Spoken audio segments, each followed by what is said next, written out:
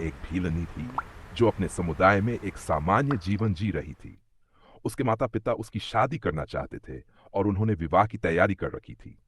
किंतु शबरी के मन में एक विचित्र चिंता थी। उसकी जाति के लोग विवाह में बलि दिया करते थे। यह विचार उसे विचलित कर गया। उसने सोचा, कैसे मैं उस शादी में भाग ले सकती हूं जहां निर्दोष पशु की हत्या की जाएगी। उसका हृदय करुणा से भर उठा। उसी रात वह विवाह से पूर्व ही घर छोड़कर एकांत वन में चली गई। ऋषि मतंग की शरण में शबरी भटकते भटकते ऋषि मतंग के आश्रम पहुंची। यह आश्रम पंपा सरोवर के निकट स्थित था। जब वह वहां पहुंची तब आश्रम के अन्य ब्राह्मणों और शिष्यों ने उसे नीच जाति का समझकर आश्रम में प्रवेश से मना कर दिया। लेकिन ऋषि मतंग ने उसकी करुणा, सरलता और शुद्ध भावना को देखकर उसे अपने पास शिष्य बना लिया। शबरी दिन रात आश्रम में सेवा करती रही। वह आश्रम की सफाई करती, पशु पक्षियों के लिए पानी रखती, फूल तोड़कर लाती और ऋषि मतंग की भक्ति में लीन रहती। शबरी की भक्ति और गुरु आज्ञा। शबरी ने वर्षों तक ऋषि मतंग की सेवा की। वह दिन रात एक ही आशा और प्रतीक्षा में थी, एक दिन प्रभु राम आएंगे। ऋषि मतंग ने जब देह त्यागने का समय निकट देखा तो उन्होंने शबरी से कहा, बेटी शबरी, मैं अब शरीर त्याग रहा हूं, लेकिन तू यहीं रहना। एक दिन प्रभु श्री राम इस आश्रम में आएंगे, तू उन्हें भोजन कराना। यही तेरा मोक्ष मार्ग है। यह वचन शबरी के जीवन का उद्देश्य बन गया।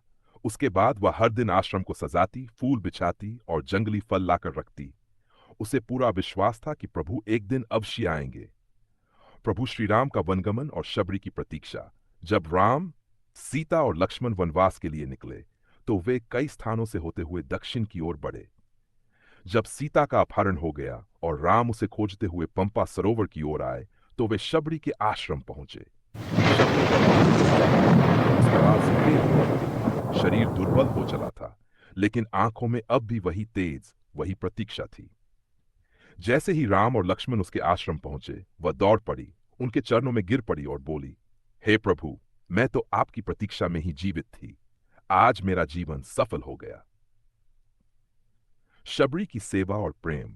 शबरी ने राम और लक्ष्मण को बैठाया, उन्हें जल से पैर धोकर आसन दिया, फिर नील लेकर आई। हर बेर को पहले स्वयं चखती और फिर जो मीठा लगता वही प्रभु राम को देती। ये देखकर लक्ष्मण थोड़ा चौंके, लेकिन राम मुस्कुराकर प्रेम से वे बेर खाने लगे। ये प्रेमपूर्ण सेवा देखकर लक्ष्मण ने पूछा, भैया, ये बेर तो पहले खाए हुए हैं, आप इन्हें क्यों खा रहे हैं?